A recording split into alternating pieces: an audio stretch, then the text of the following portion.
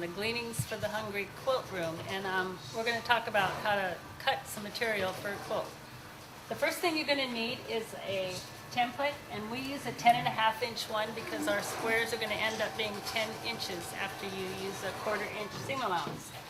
And we also use a cutting board, which is 23 inches by 18 inches.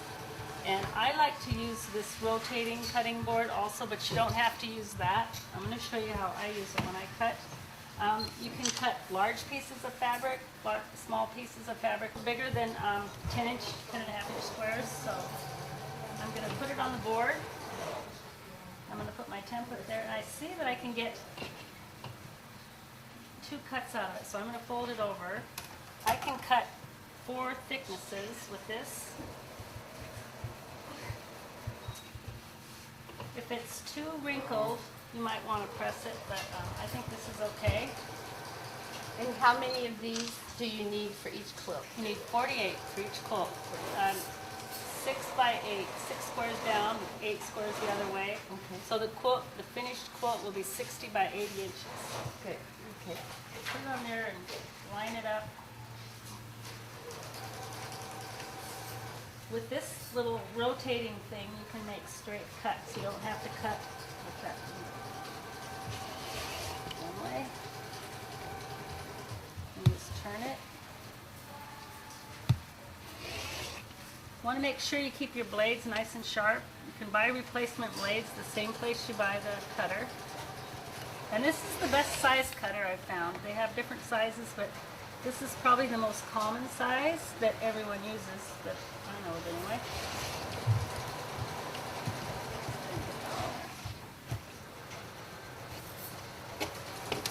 And you got 4 squares. Okay. And you want to avoid, when you have a lot of volunteers, you want to avoid letting too many people cut, because if your squares aren't perfect, close to perfect, then when you start sewing them together, they don't match up good. You get a whole bunch of mismatched squares. My name is Shirley Braggs, and I'm from Beth Shalom in Corona, California, and Norma is teaching me how to bring these quilts together for the Holocaust survivors. And she's just now explaining to me how they come up with the design for the quilt, so she's going to show me the fabrics and talk about the composition of the fabric. Okay. More than likely, most of your fabric will be donated, and the ideal fabric would be 100% cotton, but some of ours comes in with polyester blend, which is fine. One of the ways to test the difference between polyester and cotton, of course, is to take a match. Take a small piece and light a match to it, and if it fizzles, it turns into plastic and falls to the floor. If it's cotton, it'll burn, which of course you. However, sometimes you can feel it too, and sometimes it'll say, yeah, right along the border here, it'll say 60% cotton and 40% polyester or something like that. So it has to be at least 60% cotton. At least that. Yeah. Our batting is polyester batting, and we purchased that from a place in Waco, Texas called Holocaust Fiber, and we buy 8 rolls at a time, and it's the least expensive way we've found to buy it anywhere, and they give us an excellent rate on that. And we buy twin flat sheets for the backing, because that's the least expensive way to buy large pieces. You need at least 4 yards to make a backing, so that's the least expensive way to buy it. What we do before we cut usually is we'll pick out, like Joyce is doing here, we'll pick out some colors that would go good for a quilt. We know that we need 48 squares. So we'll kind of pick some colors that go together, and that's where the cutting starts. And cut the squares out till we have 48 squares that go good together.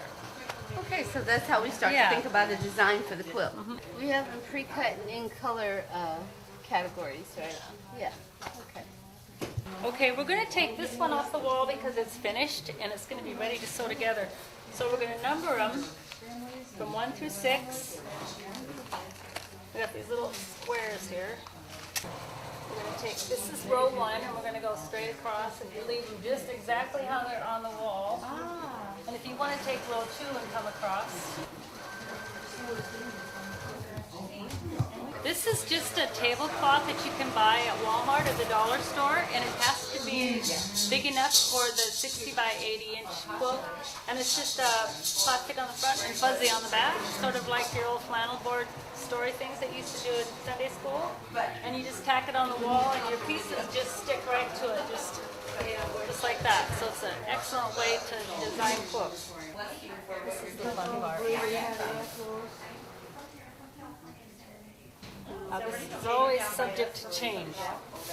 Okay. Because we might not have enough blocks. We'll see.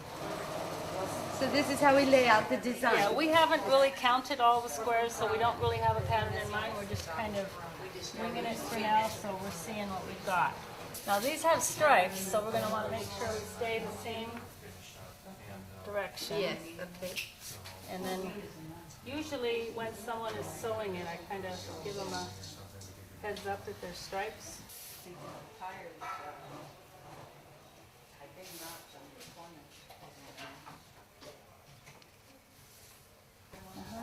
Do we have 8 across? 1, 2, 3, 4, 5, 6, 7, 8.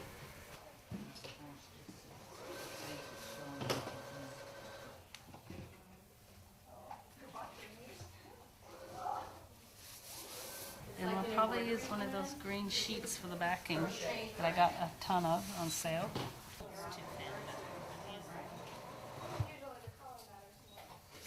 What we have now is the design finished quilt, 6 by 8. After the quilt comes off the design wall, it goes to the sewing machine, and the stacks are all numbered 1 through 6, and there's 8 squares in each row. So you always want to remember to leave your numbers on the row until you're completely finished with the whole top. So you'll take the number 1 off of the first piece and pin it right back on.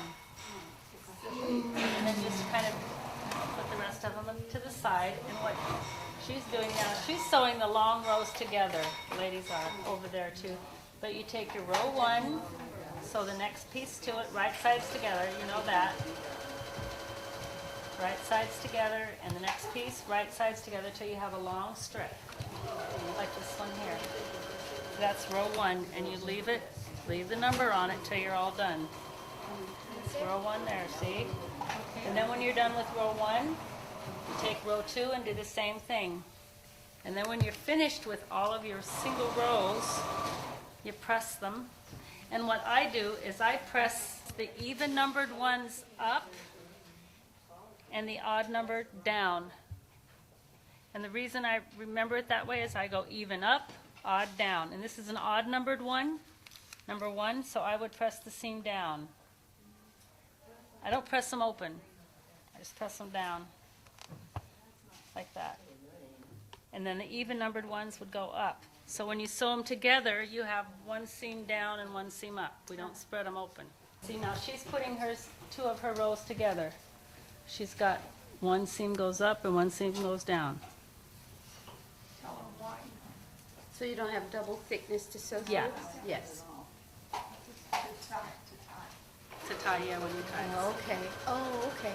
And it's a little stronger, I think, if you don't have the seam spread open. I messed up her row. This is the finished one here. Okay. And you'll see how, see this one's up and that one's down? Yes. And then your side seams go over to the side. Now, when you're putting the strips together that you sewn the blocks together on, does it matter which end of the strip you start with? Well, it doesn't matter which end you start with, but you want all your numbers on the same end. Okay. You want all your numbers up on the top. And you don't take your numbers off till it's all done. Okay. Okay.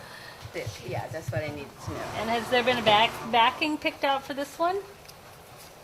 It's beautiful. Look at it. This one's been, looks like it's been all fresh. Look yeah. at that. So pretty. And then it has a little And you know, if bears. your corners aren't like perfect, don't sweat it. 'Cause mine aren't when I do it, but you know. Because they're going to get tied That's right the there, goal right? of a. And then we have a backlog of ones to be tied, so I usually just fold them up and put them on a hanger or stack them somewhere till they're ready to be tied. And they're finishing up one over there. It's all the ones that go together. And look what a beautiful it makes. It is. Beautiful. And all by themselves, they're not much, but when they're together, they're Yeah, it's kind of like God's kingdom, you know. They're by themselves, they're not much, but together they're beautiful.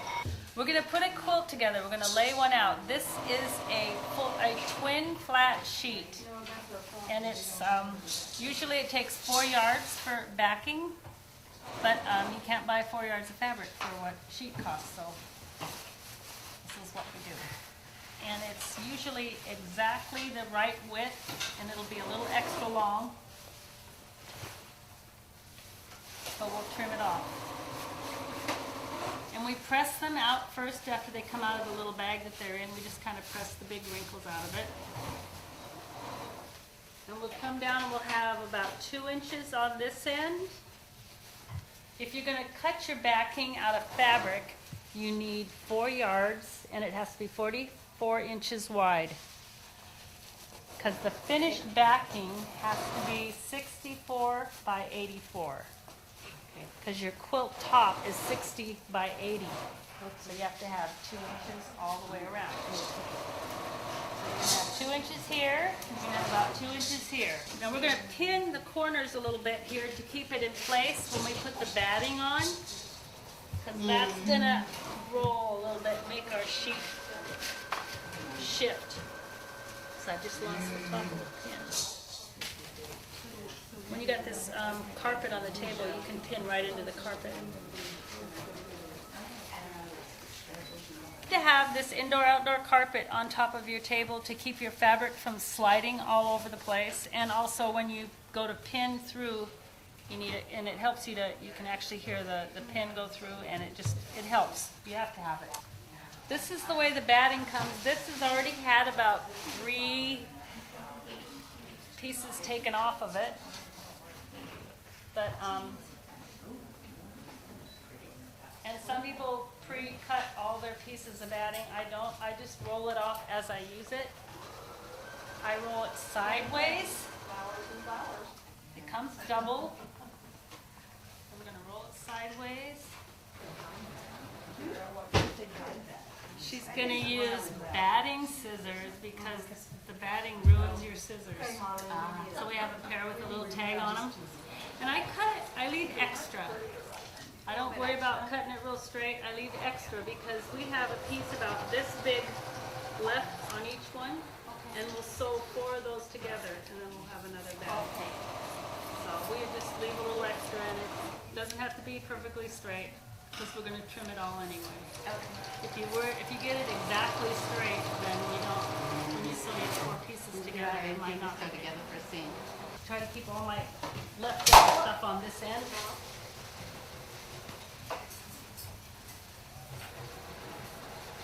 Now this is polyester, is it not? This is polyester.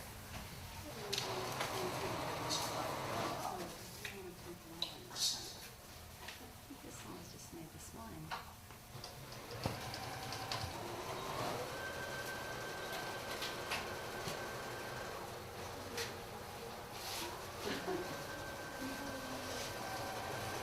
See, you can do it differently. You can have, if you just want to have people work on tops one week, just sew tops together and then put them together. It depends on how your workforce is. You know, you don't have to have everything going at one time. You can have people just cut for a couple days. You can have them sew tops for a couple days. And, you know, it depends on what you have. Sometimes we have people that don't know how to use machines. You know, at all, so. But we have people that know how to tie, so we have a lot of people that tie, and just you'll figure it out. If I'm like by myself or there's only 1 or 2 people in here, to smooth out is to use the yardstick, and it kind of takes the air and the Very good. No, that's great. Since I've got it lined up on this end, I kind of. Okay, we're ready to pin. We're going to pin, and we're going to start towards the middle and work our way out so that we kind of smooth all the bumps in the air out. Are you pinning every corner? We're going to pin every corner and in the middle. And we're going to make sure that we go all the way through all layers. And you can kind of tell because it'll leave sort of a dimple. If you don't go all the way through, it'll just kind of like sit on the top. It'll look like that. like it's not all the way in. And you can hear the carpet. And you can hear yourself hit the carpet. Yes. Oh, hi, Dina. This is going to be fun, Dina. If I can do something this simple. And this is usually something that just about any, well, I shouldn't say this part is something, tying is something anybody can do because you can get So how did you see saying you know if you go through? You hear it. You can hear it going through the crunch. There's a little rhythm to it too once you get going on it. And when you tie, you're also going to go into the middle and kind of work your way out and just kind of keep smoothing it out towards you. I think they're closer to, they're called dressmaker pins. Yeah, they're dressmaker pins. And they have the little bobbin on the end. Little ball. It's easy to get it inside the fabric, but it's really hard to get it out.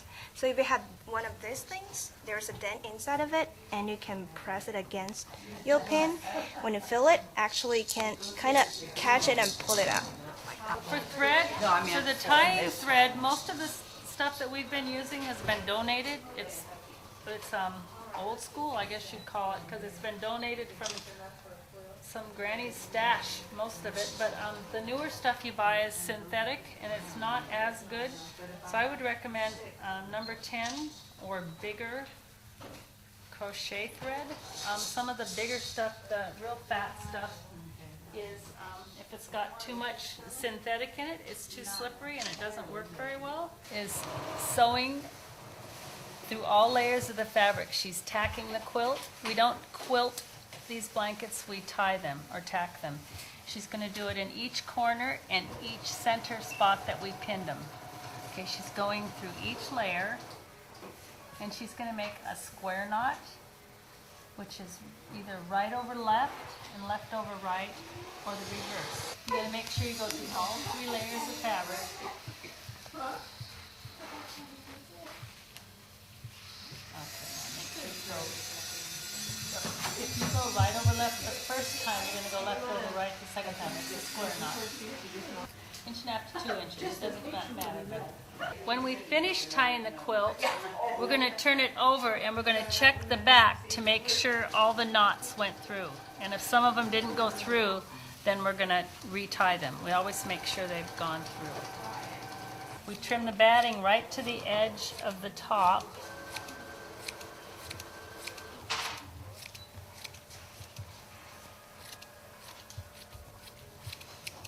This piece we're going to save because we'll piece this together with 3 other ones and make a batting. I'm going to trim down here.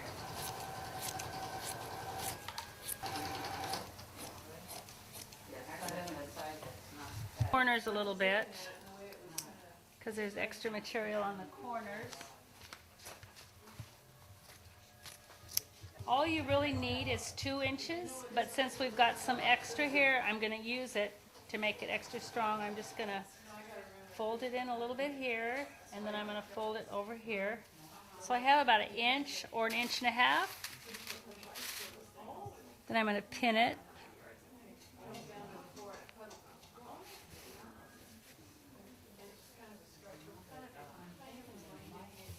And I'm going to continue all the way down there.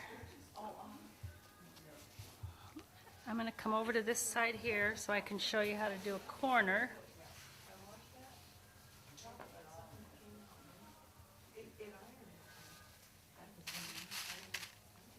I like to point the pins to the inside so the person sewing it doesn't get stuck and it's easier to pull them out.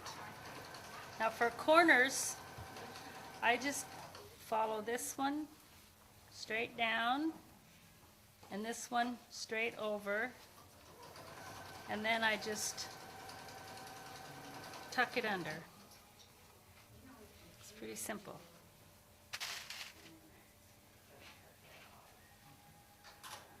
Okay, I'm going to continue all the way down.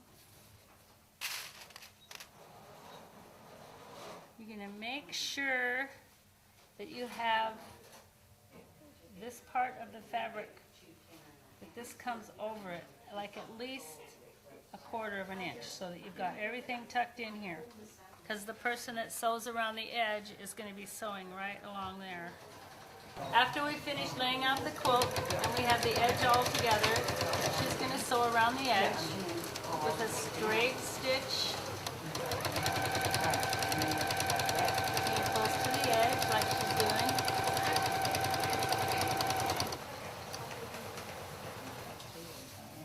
Well, how many stitches to the inch do you think you go? I've got it on number 3, Number 3? so it's a fairly big stitch.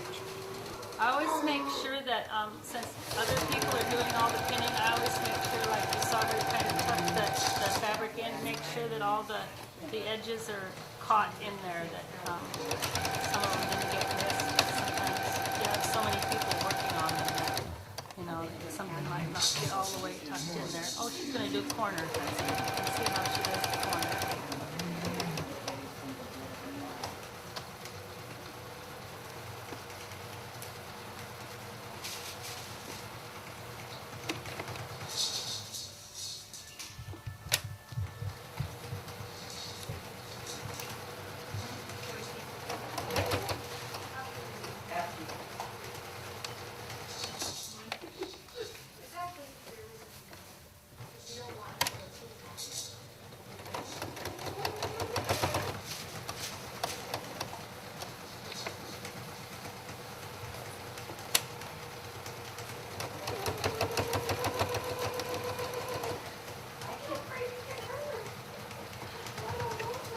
Okay, we're ready to sew the label in the quilt.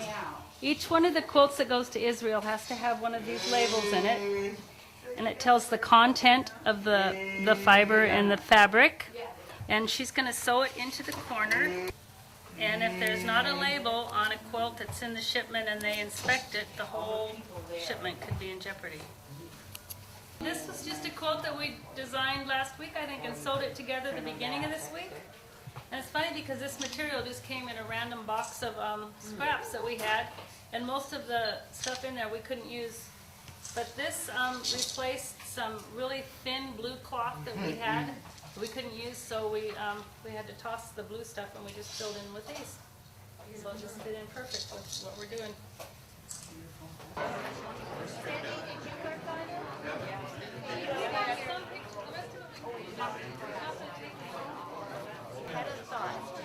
Why don't we all get home? We all bring our stuff in a giant cardboard and put the money to buy fabric. Yeah, awesome.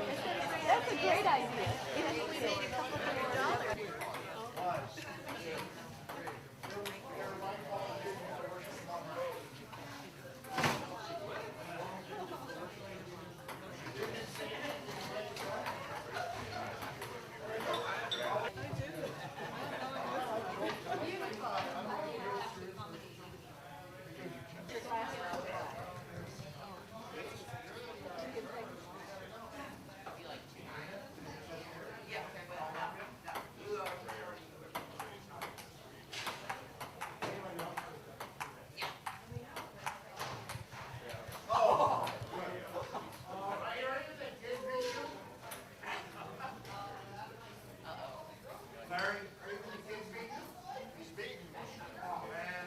You can play next if you like.